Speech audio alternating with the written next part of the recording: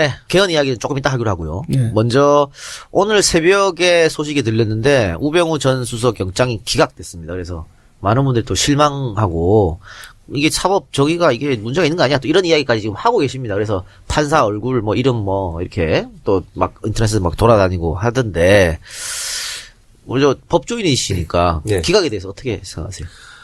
이거는 사실 그러니까 뭐 객관적인 사실부터 말씀을 좀 드리면 예. 법조 출입한 법조에 대해서 잘 아는 기자들이 영장이 기각될 확률이 많지 않냐는 전망들을 했습니다. 예. 사실 우병우 수석이 지금 문제가 되고 있는 의혹을 받고 있는 가장 핵심적인 거에는 이 검찰 수사에 개입을 해서 이거를 왜곡시켰다는 혐의가 많은데 여기에 관해서 충분한 수사가 안 이루어져 있습니다. 사실은 이거는 어떻게 보면 정권이 바뀌게 되더라도 철저히 끝까지 추적을 해서 진상을 밝혀야 돼서 우병우 수석에 대한 수사는 여기가 끝이 아니고요. 너무 많이 실망하시지 말라는 말씀을 드리고 싶습니다. 많은 분들이 처음에 검찰에서 수사가 잘못됐기 때문에 네. 특검에서 별 할 게 없었다 증거 찾기가. 그 수사는 대단히 잘못됐습니다. 네. 사실은 결론도 그러니까 제가 뭐 한 20년 정도 법조인 생활을 했는데 수사본부가 차려졌는데 결론도 못 내고 해산되는 건 이번에 처음 봤습니다. 사실은 특검은 수사 범위가 제한돼 있기 때문에 개인 비리 같은 거 하기가 어렵거든요. 그걸 검찰에서 해줬어야 되는데 그래서 이거는 향후에 다시 한번 수사를 깊이 해봐야 되는 분야입니다. 그런 부분을 봐서라도 나중에 정권 교체하면 검찰 개혁 분야를 또 한번 생각해 볼 필요가 있을 것 같고요. 네. 자, 이인영 의원님, 지금 중요한 것은 특검 수사 기간이 연장되느냐 되지 않느냐 이 부분 같아요. 황 총리가 지금 어쨌든 의사를 표명하지 않고 있기 때문에 그래서 야사당 플러스 무소속 의원들까지 합쳐가지고 직권상정 해야 되는 거 아니냐 뭐 이런 주장이 있긴 한데 또 현실적으로 그건 안 된다 이런 주장도 있습니다. 어떻게 지금 국회에서 돌아가고 있는 것이죠? 국회에서 직권상정하는 루트를 만들면 정말로 황교안 총리가 할 일이 없는 사람이 되잖아요. 저는 황교안 총리가 할 일 있는 사람이 되기 위해서는 황교안 총리가 특검 연장을 받아들이면 된다고 생각해요. 그리고 지금은 황교안 총리한테 특검 연장 받아라 이런 걸로 전력 질주해야지 플랜 B를 만들어 놓으면 진짜 안 할 거라고 생각해요. 그런데 시간이 지금 얼마 없지 않습니까? 국회에서 특검법을 통과시켜도 예. 황교안 총리가 또 거부권 발동하면 그냥 시간 지나가 버리거든요. 그러면은 박근혜 대통령이 피해 나갈 살 길이 또 열릴 수도 있기 때문에 지금은 무조건 황교안 총리가 특검 연장을 받아들이도록 총력 집중해야 된다 이렇게 생각합니다. 그러니까 그 방법은 정치적 압박밖에 수단이 없지 않습니까?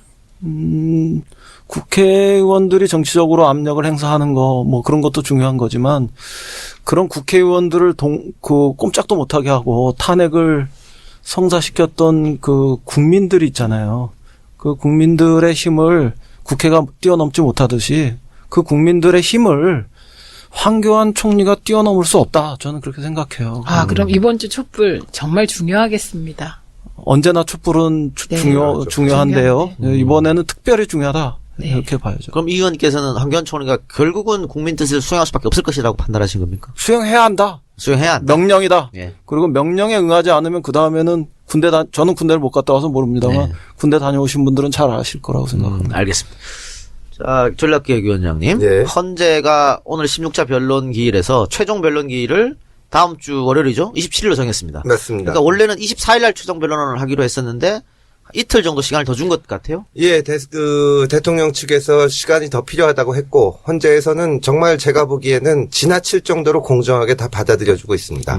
걱정이 되는 것은 다만 지금 지난번 기일서부터 대통령의 대리인을 맡고 계신 변호사들의 태도가 이게 거의 사법 시스템을 정말 무시하는 것처럼 하는데 예.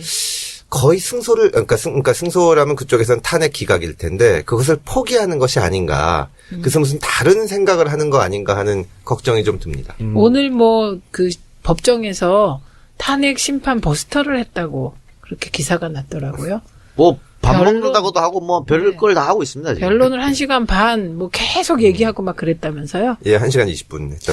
자, 그럼 많이 궁금한 게 이틀 정도 할 때 늦어졌는데 네. 3월 13일 이전에 선고 나는 거는 이거하고 상관없겠죠? 예, 이틀을 늦추면서 그 하루 전까지 대통령이 나와서 신문 과정에 나올 건지를 밝혀달라고 했거든요. 예. 그러니까 어떻게 보면 들어줄 걸 다 들어줬으니까 더 이상은 안 들어주겠다는 의사표시를 한 걸로 보고요.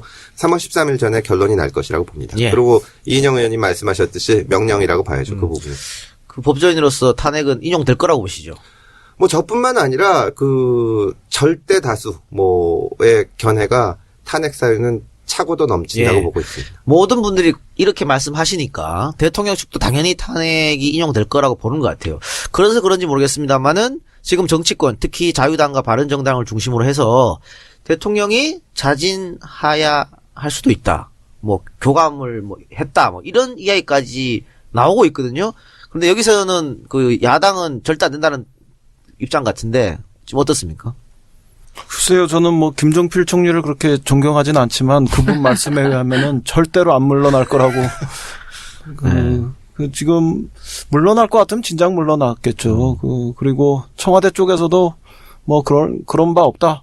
그럴 리 없다. 이렇게 지금 이야기하고 있는 거 아닙니까? 그렇게 선은 그었다. 이렇게 봐야죠. 근데 정치권 일각에서 왜 이런 주장을 하는 것 같아요, 최민호 의원님? 그건 저는 다각포석이라고 생각해요. 일단 자진하야를 하자는 쪽도 있을 테고 그냥 탄핵되고 구속되는 모습을 보여주는 게 이후 보수 세력의 정치적 입지가 좋다고 생각하는 쪽도 있어서 동정론? 그 내부도 복잡할 거라고 생각해요. 그런데 어쨌든 자진하야는 특검 연장을 안 한 상태에서의 자진하야에다가 사면을 전제로 하더라고요. 얘기를 다 들어보면. 그러니까 그쪽은 오히려 대통령의 구속은 막아보자. 이런 생각. 변형된 프리바게닝이라고 봐야죠. 그렇죠. 그러면은 자진하야를 하게 되면 뭐 대통령의 어떤 그 신분이 뭐 퇴직 신분이 유지가 된다 이런 얘기도 있고 인신 구속까지 안 갈 수도 있다 이런 얘기도 있는데 이건 어때요?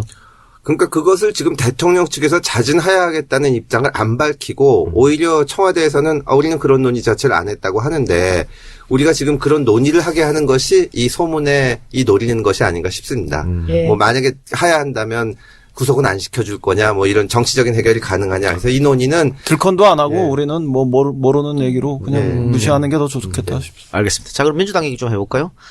자 지금 한참 선거인단